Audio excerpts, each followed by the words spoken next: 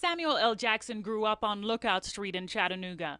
One of his aunts and some of his first cousins still live in town. We lived at that time at an early age just 2 streets over, and Sam lived with my grandparents.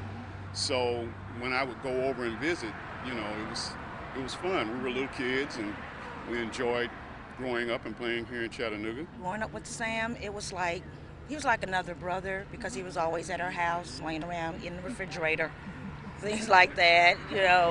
We teased each other a lot, and he was a real fun person back then, and he still is.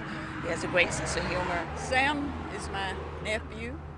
I've been in the family for over 50 years. We've always had Thanksgiving dinner together.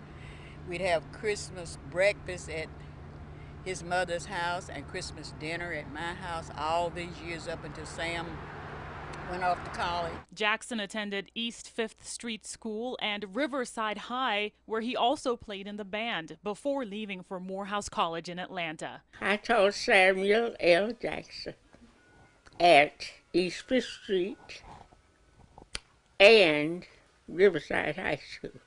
He was a good student. He had to be mannerable with me because I knew his grandparents, and we went to the same church. I was his Sunday school teacher for years. He was a good student. He got his work, no doubt about that. I remember he received a grade he didn't like one time from science teacher or somebody. Sam was going down the hall to see her. I stopped. But now, I didn't teach him. I didn't expect him to use the language that he used. I met Sam when he was about 7 or 8 years old, but actually our families knew each other. Fun-loving, smart, very much of a risk-taker. I'll tell you a story. He used to jump in the Tennessee River behind Hunter Museum and swim out to that island and swim back when he was a kid.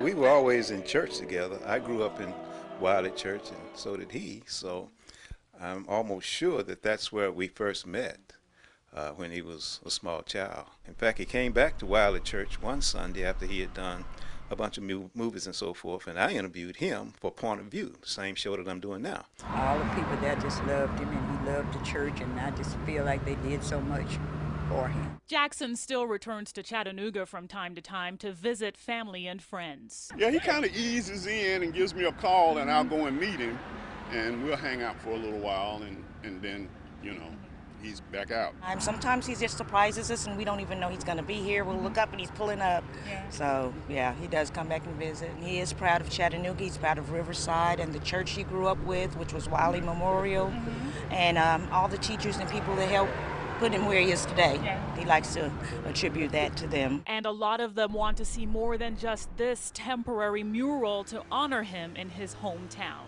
In Chattanooga, Nordia Epps, WDEF News 12.